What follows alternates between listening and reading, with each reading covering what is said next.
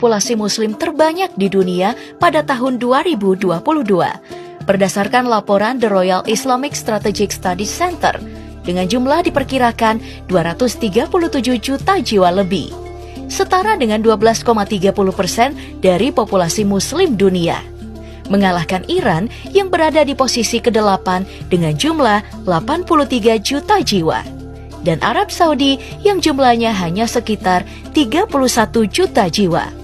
Padahal secara geografis, Indonesia berada jauh dari Jazirah Arab, tempat perkembangan awal agama Islam. Menghadirkan beberapa pertanyaan berikut ini. Bagaimana Islam bisa mencapai Indonesia dari titik jauh di Jazirah Arab? Mengapa Islam diterima dengan mudah di Indonesia? Dan mengapa perkembangannya sangat masif? Lalu, bagaimana dengan perkembangan agama lain? Di DP Explore kali ini akan menjawabnya secara sederhana dan dalam tempo yang sesingkat-singkatnya.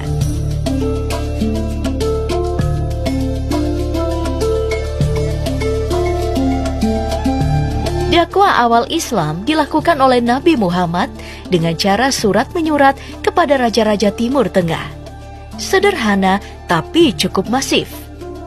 Tidak lama setelah Nabi Muhammad wafat pada tahun 632, sistem kekhalifahan muncul untuk mengisi kekosongan pemimpin umat Islam. Ini adalah sistem kepemimpinan umum menggunakan hukum syariat Islam.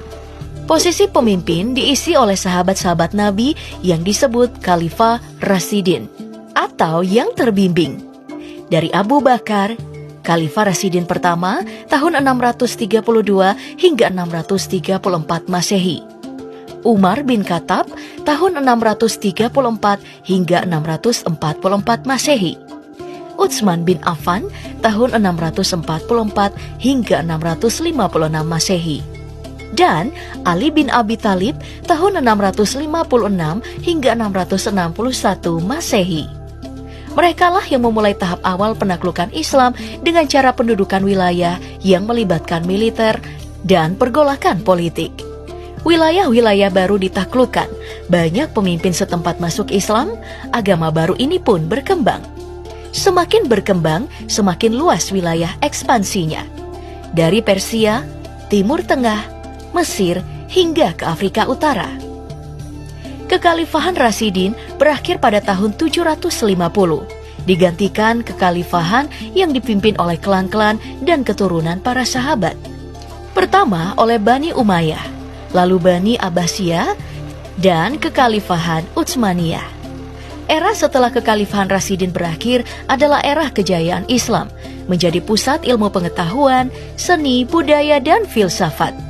Pengaruh politik dan perluasan wilayahnya mulai merangsek masuk ke Eropa Barat Daya melalui Andalusia Spanyol, masuk ke Afrika melalui Maroko dan Mesir, masuk ke Asia Barat dan Eropa Tenggara melalui Turki, lalu masuk ke Asia Tengah dan mulai menyeberang ke bagian Asia lainnya.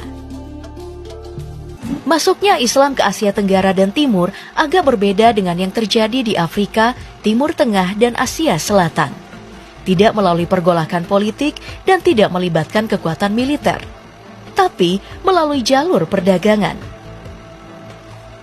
Ada yang disebut jalur sutra, jalur perdagangan yang melalui Asia, yang rutenya banyak melalui wilayah India, Cina, dan sebagian besar Asia Tenggara, termasuk Indonesia. Perdagangan-perdagangan Muslim ini telah lebih dulu berkelana, berdagang sembari membawa keislamannya. Jauh sebelum kekhalifahan menjadi imperium raksasa. Lebih tepatnya sejak era Bani Abbasiyah, era keemasan Islam. Pedagang-pedagang ini dibekali ilmu pengetahuan cemerlang yang dengan mudah bisa membaur bersama warga lokal di rute yang mereka lalui. Di waktu tertentu, pedagang akan beristirahat menunggu musim yang tepat untuk berlayar kembali. Ada yang sampai menetap lalu kawin-mawin dengan penduduk setempat dan membentuk komunitas Islam lokal. Contoh kasus adalah suku Hui yang ada di Cina, terkonsentrasi di wilayah Ningxia, Hainan, Gansu, Yunnan, dan Qinghai. Mereka adalah suku di Cina yang memeluk agama Islam hasil asimilasi suku Han dengan bangsa Persia dan Arab pada abad ke-7. Para saudagar dan pedagang biasanya akan memilih menikah dengan perempuan dari kalangan bangsawan untuk kepentingan ekonomi politik, yang juga memudahkan mereka mengintegrasikan ajaran Islam di tengah-tengah masyarakat. Jika melihat rute perdagangan jalur sutra, maka Islam masuk ke Indonesia bisa jadi dari rute Cina di bawah oleh orang Persia, dari Gujarat India, atau langsung dari Jazirah Arab. Kedatangan mereka bisa jadi bersamaan, bisa jadi juga berjarak waktu.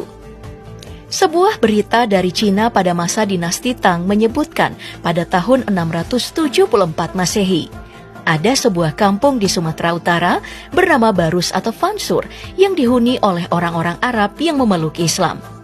Kota pelabuhan ini menjadi tempat persinggahan para pedagang dan pelaut sejak abad ke-7.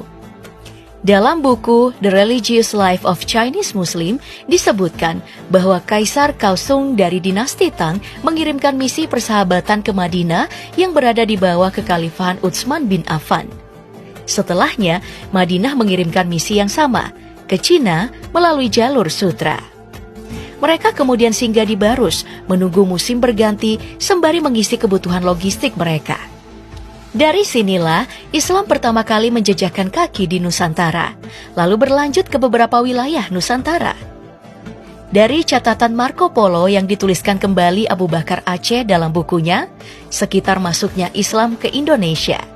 Islam pertama kali berkembang di Indonesia sejak abad ke-12 di Sumatera. Hal ini menambah referensi bahwa setelah kunjungan pedagang Arab pembawa misi ke Cina, Islam makin berkembang. Ditandai dengan kemunculan kerajaan Islam pertama pada tahun 1267 hingga 1521 di Lok Sumawe, Aceh. Bernama Samudra Pasai, kerajaan yang menjadi pusat perdagangan rempah-rempah di Sumatera, yang runtuh oleh serangan bangsa Portugis karena perebutan komoditi. Itulah jejak awal perkembangan Islam di Nusantara.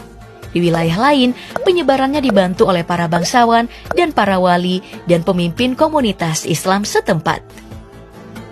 Pertanyaan di pembuka tadi akan kita jawab satu-satu. Bagaimana Islam bisa mencapai Indonesia dari titik jauh di Jazirah Arab? Islam masuk ke Nusantara lewat jalur perdagangan. Tapi, mengapa Islam diterima dengan mudah di Indonesia? Karena Islam masuk ke Nusantara lewat jalan damai, tidak seperti yang terjadi di Afrika dan Timur Tengah yang disebar lewat penaklukan. Ini jugalah yang membuat Islam di Nusantara kala itu menyebar dengan sangat cepat, dibantu oleh kawin-mawin pedagang Muslim dengan para bangsawan. Ajaran-ajarannya juga diintegrasikan lewat dakwah di akar rumput. Lalu, bagaimana dengan agama lain? Karena satu-satunya agama yang masuk ke Indonesia dengan cara ekspansi damai hanyalah Islam. Meski di tempat lain menggunakan metode hegemoni politik dan ekspansi militer. Apalagi Kristen yang datang bersamaan dengan bangsa penjajah seperti Belanda, Inggris, dan Spanyol.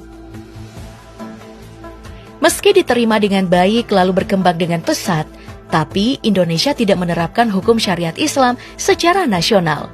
Kecuali di Aceh yang memiliki dinamikanya sendiri. Itu dipengaruhi proses masuknya Islam melalui jalur perdagangan dan ekspansi damai. Maka, proses asimilasi dan percampuran budaya terjadi dengan sendirinya. Ajaran utama Islam tetap dipegang, tapi budaya atau tradisi lama dari ajaran tua yang bersifat animisme masih dilaksanakan oleh masyarakat Indonesia. Mereka tinggal memilah-milah yang mana cocok dan mana yang tidak. Belum lagi, negara kepulauan ini berisi banyak suku, etnis, dan agama yang beragam. Semuanya itu tergambarkan di dalam ideologi negara Indonesia, yaitu Pancasila.